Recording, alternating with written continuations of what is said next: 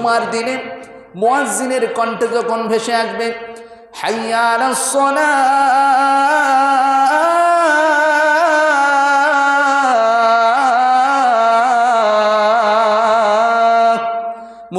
মুয়াজ্জিন যখন দাওয়াত দিবে, ও মুসলমানেরা নামাজের দিকে আসো। আমরা জিজ্ঞাসা করলাম, ও মুয়াজ্জিন সাহেব নামাজের দিকে ডাকো কেন, ঘটনা কি? মুয়াজ্জিনের কণ্ঠের ভেতরে আল্লাহ রাব্বুল আলামিন তার পরের শব্দে বলে দিলেন হাইয়া আলাল ফালাহ, এই নামাজের ভেতরে যদি আসো তাহলে রব্বুল আলামিন আসমান ও জমিনের ভেতরে যত বরকত রয়েছে সব বরকত তোমাকে দিয়ে দিবে। সুবহানাল্লাহ পড়েন। দুনিয়ার বুকে মানুষ সফলতার জন্য, কল্যাণের জন্য ইনকাম করে, ওভারটাইম করে বেশি টাকা ইনকামের জন্য, ওভারটাইম করে বেশি টাকা কামানোর জন্য, সফলতা লাভ করার জন্য, পরিবারের বুকে হাসি ফোটানোর জন্য। কথা কি ভুল বললাম নাকি? সফলতা অর্জন করার জন্য বেশি ইনকাম করেন।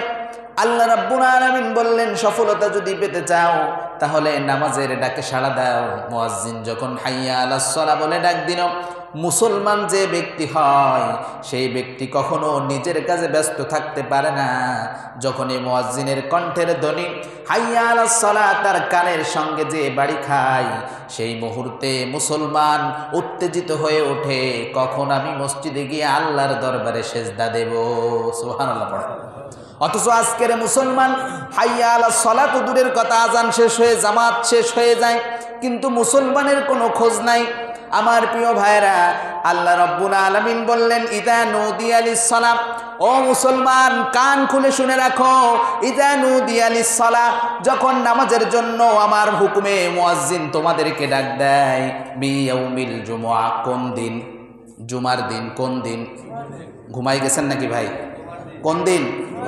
জুমার দিনে যখন মুয়াজ্জিন ডাক দেবে মিয়াউমিল জুমআ ফাসাউ ইলা যিকরিল্লাহ, আল্লাহ বললেন দ্রুত গতিতে নামাজের দিকে চলে আসো। ফাসাউ সাআ ইয়াসআ শব্দের অর্থ হলো দৌড়ানো।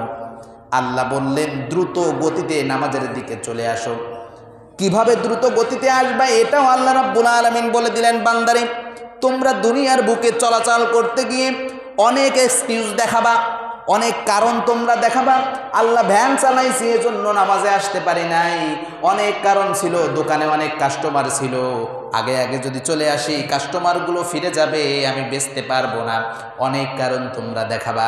এজন্য আল্লাহ রাব্বুল আলামিন বললেন, আমার প্রিয় ভাইয়েরা একটু কান লাগান, আল্লাহ বললেন দ্রুত গতিতে আসবা। আমি কোরআনে এমন কোনো কথা নাই যে কথাকে পরিষ্কারভাবে বলে দেই নাই, সুতরাং এখানেও পরিষ্কারভাবে বলে দিচ্ছি ওয়াজারুল বাই'।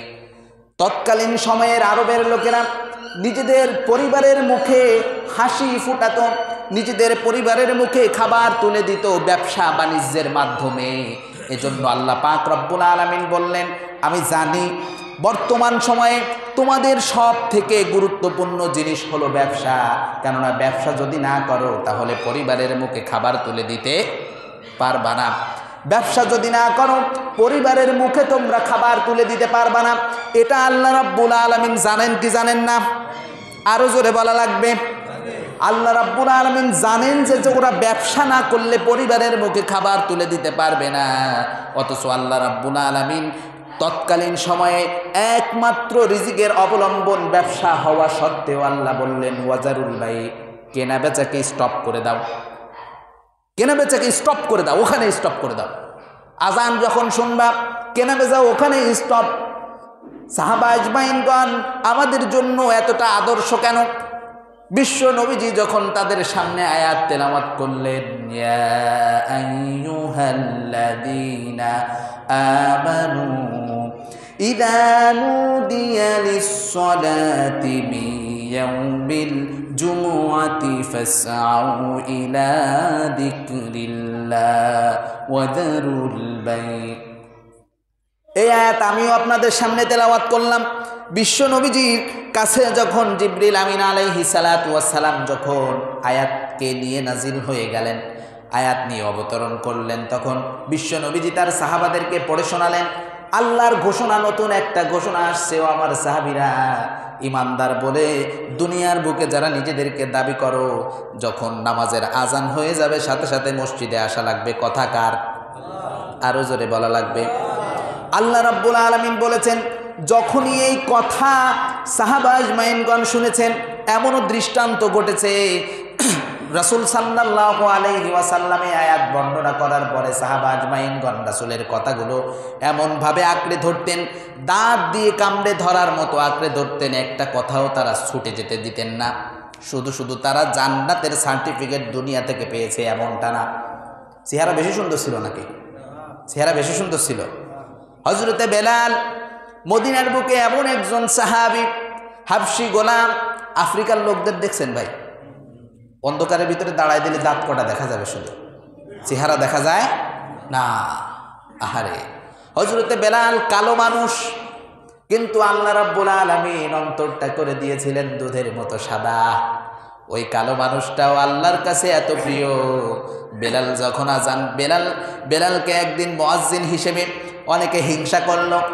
বেলালের থেকে কত সুন্দর চেহারাওয়ালা লোক, কত সুন্দর কণ্ঠওয়ালা মানুষ মদিনার বুকে রয়েছে।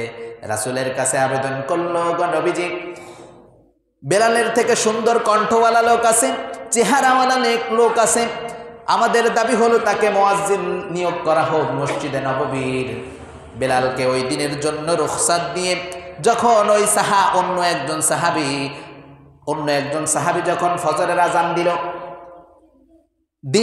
ক্ষণ চলে যাচ্ছে, সময় চলে যাচ্ছে, ঘন্টা পার হয়ে যায়, কিন্তু সেদিন আর সুবে সাদিক হয় না, সেদিন আর ভোরের আলো উদ্ভাসিত হয় না, ফজরের রক্ত হয় না। হযরতে বেলাল কান্না করতে করতে, রবের দরবারে কান্না করতে করতে বুক ভাসিয়ে ফেলেছেন, চোখের পানি দিয়ে বুক ভাসিয়ে ফেলেছেন। ওগো রব, তোমার নবীজি যেই মসজিদের ইমাম, আমি ছিলাম সেই মসজিদের মুয়াজ্জিন। আমি কি দেখতে এতটাই খারাপ যে আমাকে এখান থেকে বাদ দিয়ে দেয়া হলো? আল্লাহ রাব্বুল আলামিন কোনো বান্দার চেহারা দেখেন না, আল্লাহ রাব্বুল আলামিন কোনো বান্দার চেহারা দেখেন না, আল্লাহ রাব্বুল আলামিন দেখেন বান্দার অন্তর। এজন্যই বিশ্ব নবীজি বলেছেন, ইন্নাল্লাহা লা ইয়ানজুরু ইলা সুওয়ারিকুম ওয়া আমওয়ালিকুম, আল্লাহ রাব্বুল আলামিন কখনোই তোমাদের চেহারা দেখবেন না, প্রাইভেট কার কয়টা আছে এটা দেখবেন না, বাড়ি কয়তলা ছিল এটা দেখবেন না, বিআরবি ভবনের তুমি মালিক ছিলে কিনা এটাও দেখবেন না। আল্লাহ রাব্বুল আলামিন দেখবেন তোমার অন্তরের ভেতরে কতটুকু তাকওয়া আছে, কতটুকু আল্লাহর ভয় নিয়ে তুমি চলতে, এটাই আল্লাহ রাব্বুল আলামিন দেখবেন। কোনো মানুষের চেহারা দেখে তার বিচার করা হবে না। আমার প্রিয় ভাইয়েরা, হযরতে বেলাল মদিনার বুকে একজন হাবশী গোলাম, কালো কুচকুচে চেহারা তার, কিন্তু সেই বেলালের আজানের মাধ্যমেই ফজর হইতো।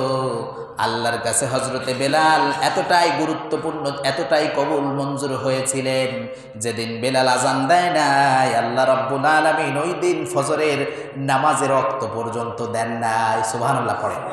এতটা কবুল বেলাল হয়েছিলেন রব্বুল আলামিনের কাছে।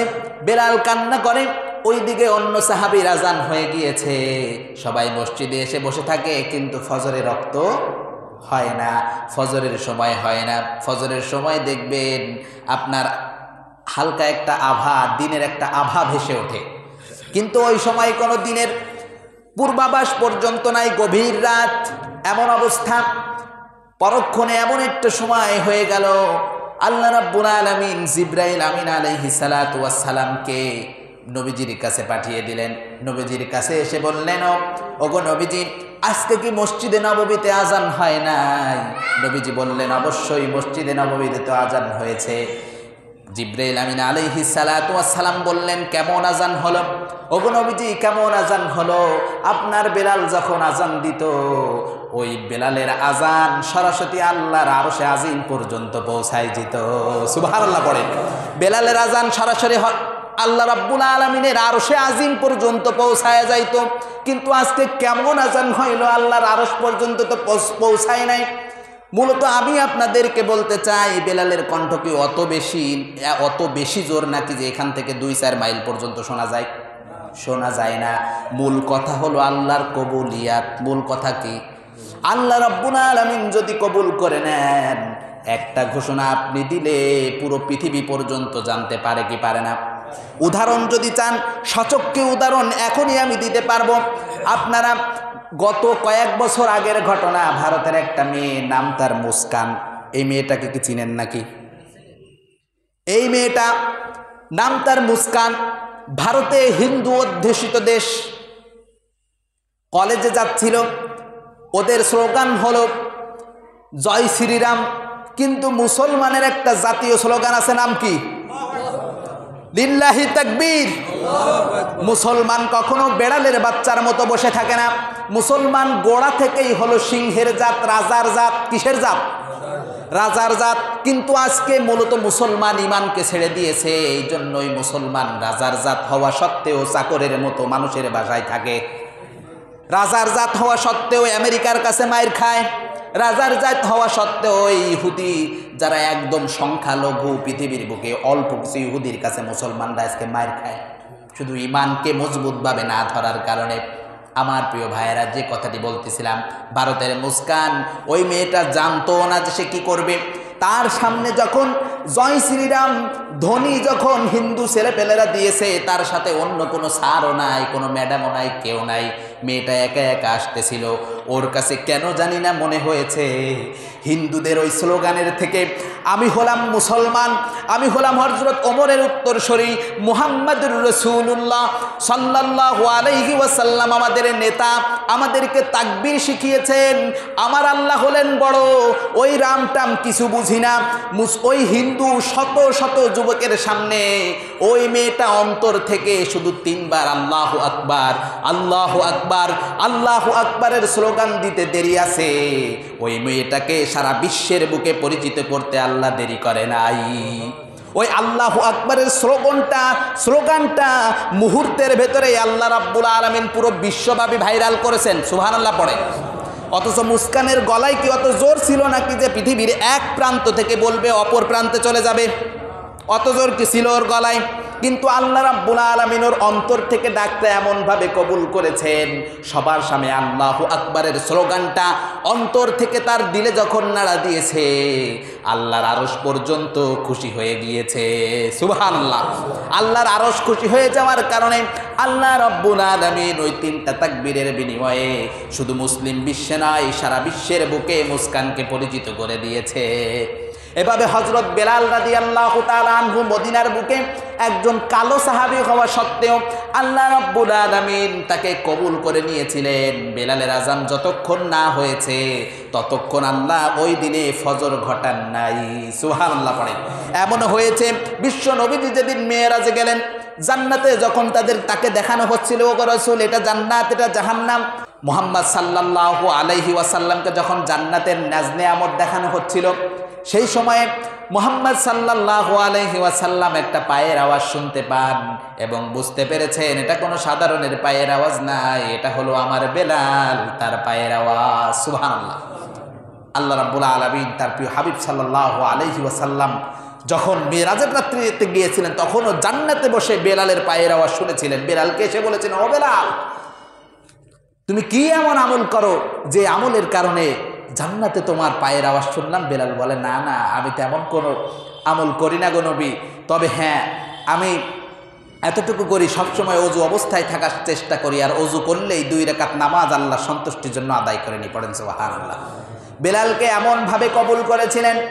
আমার প্রিয় ভাইয়েরা, যেই কথাটি আমি বলতে চাচ্ছিলাম, তৎকালীন সময়ের সাহাবীরা এজন্যই অনুকরণীয় আদর্শ ছিল, কারণ তারা আল্লাহর বিধানকে যখন জানতো ওটাকে দাঁত দিয়ে কামড়ে আঁকড়ে ধরতো, কখনোই ছাড়তো না। এ কান দিয়ে শুনে ও কান দিয়ে বের করে দিত না। এটাই হলো তাদের বৈশিষ্ট্য। এজন্য কালো মানুষ হওয়া সত্ত্বেও সারা বিশ্বব্যাপী তাদের সুনাম। আল্লাহ রাসূলের সাহাবীদের মর্যাদা চির উন্নত মানসির করে দিয়েছেন কে? আল্লাহ রাব্বুল আলামিন তার সাহাবীদের মর্যাদাকে দিয়েছেন শুধু এই জন্যই, কারণ তারা আল্লাহ এবং তার রাসূলের বিধানকে সবসময় দাঁত দিয়ে কামড়ে আঁকড়ে ধরত।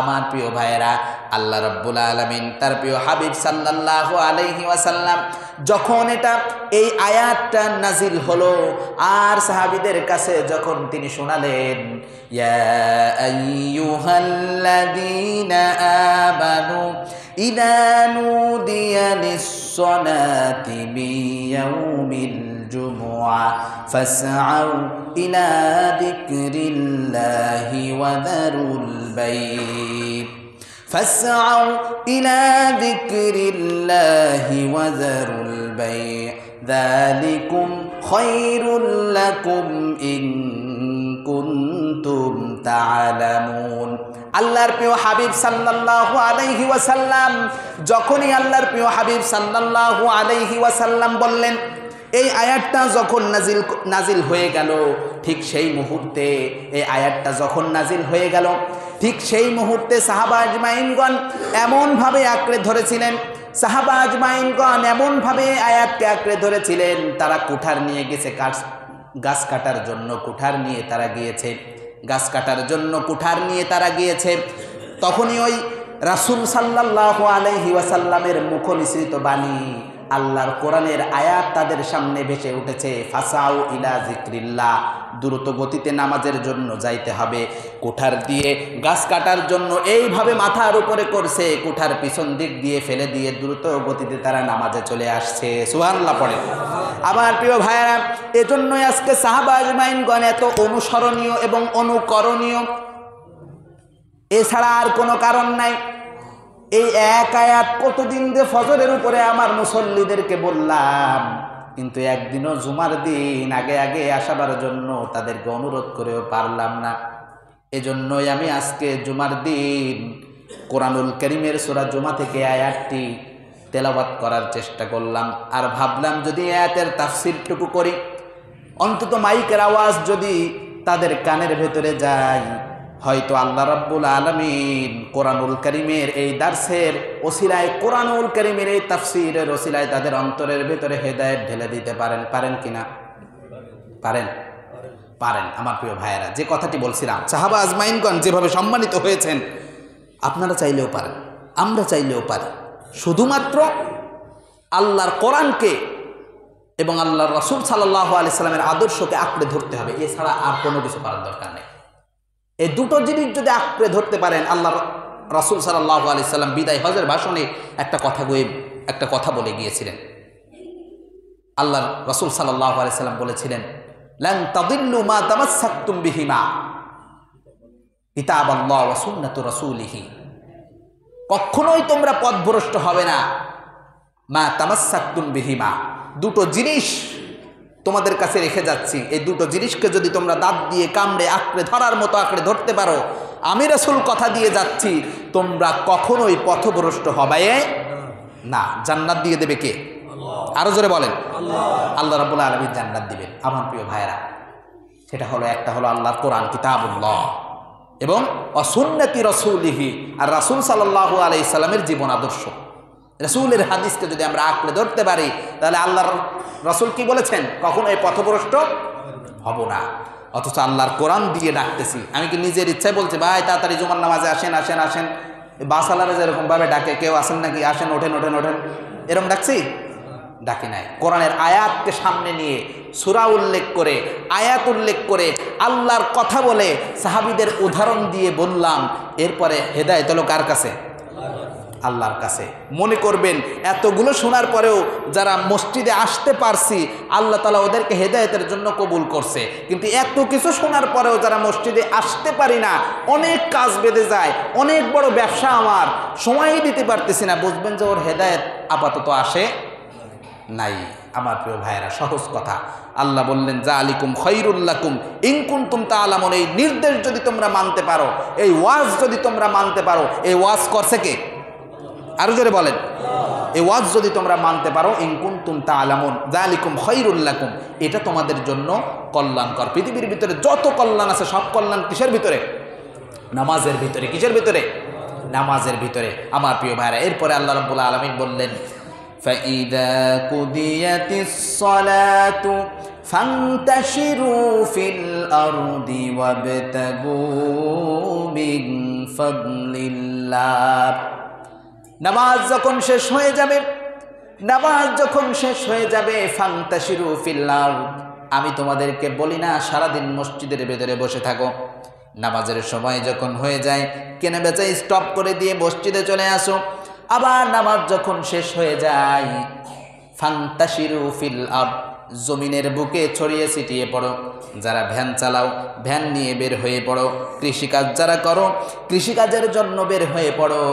অফিস আদালতে যারা চাকরি করো, অফিস আদালতে বের হয়ে পড়ো। নির্দেশ কার? ওয়াবিতাগু মিন ফাদলিল্লাহ। আর নিজেদের কাজের মাধ্যমে তোমরা আল্লাহ রাব্বুল আলামিনের অনুগ্রহ তালাশ করতে পারো। যদি তোমরা নামাজ পড়ে এরপরে আল্লাহর অনুগ্রহ তালাশ করতে বাড়াও, বেরিয়ে পড়ো, তাহলে তোমাদের রিজিকে বরকত ঢেলে দিবেন কে? কথাটা কার? আল্লাহ রাব্বুল আলামিন বললেন নামাজের শেষে বেরিয়ে পড়ো, রিজিক দিয়ে পরিপূর্ণ করে দেব। কেননা আমার প্রিয় ভাইয়েরা, নামাজ হলো মূল রিজিক। নামাজ হলো কি? মূল রিজিক। একটা কথা বলে নেই, দুনিয়ার বুকে যারা নামাজ পড়বে না, বেনামাজি, যতই যুক্তি দেন না কেন ভাই, ওই যে গত জুমায় আমি বলেছিলাম যে যারা ইচ্ছাকৃতভাবে নামাজ পরিত্যাগ করবে তারা কাফের। এর কথাটাকে আমার নাকি আল্লাহ রসুলের? কিয়ামতের ময়দানে শাফায়াত করবে কে? আল্লাহ রসুল নাকি ইমাম? কে? আল্লাহ রসুল। তা আল্লাহ রসুলের খাতায় যদি আপনি কাফের হিসেবে সাব্যস্ত থাকেন, শাফায়াত করবে? করবে না। আচ্ছা প্রিয় ভাইরা, যে কথাটি বলতেছিলাম, দুনিয়ার বুকে নামাজ যদি কেউ না পড়ে কাফের হয়ে গেল, সেটা এতটুকুই না। বেনামাজি যারা, নামাজ যারা পড়ে না, ওদের জন্য 14টি শাস্তি। কয়টা শাস্তি? 14টি। কয়টা? দুনিয়ার বুকে থাকতেই 5টা শাস্তি দেওয়া হবে। কয়টা? 5টা। মৃত্যুর সময় 3টা। কয়টা? 3টা। কবরে গিয়ে 3টা। কয়টা? 3টা। আর কিয়ামতের ময়দানে 3টা। 3 × 9 আর 5 কত? 14টা শাস্তি। তার ভিতরে দুনিয়ায় যে 1 নম্বর শাস্তি দেওয়া হবে সেটা হলো তার রিজিকের বরকতকে কমিয়ে নেওয়া হবে। রিজিকের বরকত কমিয়ে নেওয়া হবে। অনেকে দেখবেন লক্ষ টাকা ইনকাম করে, শান্তি নাই। আছে কি না? আছে। ছেলে কথা শোনে না, মেয়ে কথা শোনে না, একদিক যাইতে গেলে আরেক দিক ফেরে। এরকম লোক আছে না? আছে। রিজিকের বরকত ওটাকেই বলে আপনি যতটুকু ইনকাম করেন ওটা দিয়ে আল্লাহ পাক রব্বুল আলামিন শান্তিতে আপনার সংসারটা চালিয়ে দিচ্ছে। সুবহানাল্লাহ পড়েন। কারোর কাছে ধার করতে হয় না, দেনা করা লাগে না, রোগ নাই, শোক নাই। আল্লাহ রাব্বুল আলামিন সুস্থভাবে আপনাকে ইনকাম করার তৌফিক দিছে, 5 ওয়াক্ত নামাজ পড়ার তৌফিক দিচ্ছে। শান্তিতে যতটুকু ইনকাম করতেছেন অতটুক দিয়েই আপনার কারোর কাছে ধার দেনা এগুলো না করা সত্ত্বেও আপনার সংসারটা চলে যাচ্ছে। এটাই হলো রিজিকের বরকত। 1 নম্বর শাস্তি হলো রিজিকের বরকত তুলে নিবে। তা আল্লাহ পাক রব্বুল আলামিন রিজিকের বরকত যদি তুলে নেয়, রিজিক মানে শুধু খাওয়া পড়া বিষয়টা এমন না। রিজিকের অনেক অর্থ, ব্যাপক অর্থ হলো রিজিক। রিজিক মানে সময়, রিজিক মানে এই হায়াত, পুরো হায়াতটাই রিজিক। সুবহানাল্লাহ পড়ে। সেই শিশুকাল থেকে মৃত্যু পর্যন্ত যত হায়াত, এই হায়াতের সময়টাই কি রিস্ক। আপনি যে চাকরি করেন ওই চাকরিটাও কি রিস্ক। নামাজ পড়তে আসতেছেন, এই যে তৌফিক পাওয়া, এটাও কি রিস্ক। আমার প্রিয় ভাইরা, রিজিক যদি একবার আল্লাহ তুলে নেন তাহলে সব কিছু শেষ। আপনার সব কিছু কি শেষ। এজন্য আমার প্রিয় ভাইরা, আমরা এরপর থেকে আগে আগে মসজিদে আসতে পারবো তো? ইনশাল্লাহ পারবো। এই যে আজকে এত কিছু বললাম, অন্তত আপনারা আসছেন পরে, কিন্তু এই আওয়াজ তো অন্তত বাসা পর্যন্ত গিয়েছে না? আমি যখন শুরু থেকে আলোচনা করছি তখন থেকে তো আপনারা শুনতে পেয়েছেন কি কি বলেছি। মূল কথা হলো আল্লাহর ঘোষণা, যখনই আজান হয়ে যাবে, শুধু জুমার নয়, এই ঘোষণা শুধু জুমার জন্য নয়, প্রত্যেক নামাজের জন্য, কিন্তু জুমার জন্য স্পেসিফিক্যালি বেশি, একদম আপনার কি বলে এটাকে বিশেষভাবে বলা হচ্ছে। জুমার দিনের জন্য যখন আজান হয়ে যাবে তখন তোমরা কি করো? নিজের কেনা বেচা, নিজের চাকরি বাকরি, নিজের খেতে খামারে কাজ করা, ভ্যান চালানো, দোকান, এগুলো বন্ধ করে দিয়ে সঙ্গে সঙ্গে মসজিদে আসা লাগবে। নির্দেশ কার? যদি না মানে নির্দেশ অমান্য করব কার? আর আল্লাহর নির্দেশ অমান্য করে জান্নাতে যাবেন কে কে? হাত তোলেন। যাইতে পারবে কেউ? আমার প্রিয় ভাইয়েরা, আমরা আল্লাহর কাছে দোয়া করি আমরা যেন আল্লাহ পাকের যে নির্দেশ আমরা শুনলাম, যে ফরজ হুকুম আমরা শুনলাম, যে জুমার নামাজের আজান যখন হয়ে যাবে তখন আমরা নামাজের জন্য দ্রুত গতিতে চলে আসব, এটা যেন আমরা সুন্দর ও সুচারু রূপে নিজেদের বাস্তব জীবনে, প্র্যাকটিক্যাল লাইফে যেন আমরা কি করতে পারি? প্রণয়ন করতে পারি। আল্লাহ পাক রব্বুল আলামিন আমাদেরকে তৌফিক দান করেন। ওয়া আখির দাওয়ানা আনিল হামদুলিল্লাহি রব্বিল আলামিন।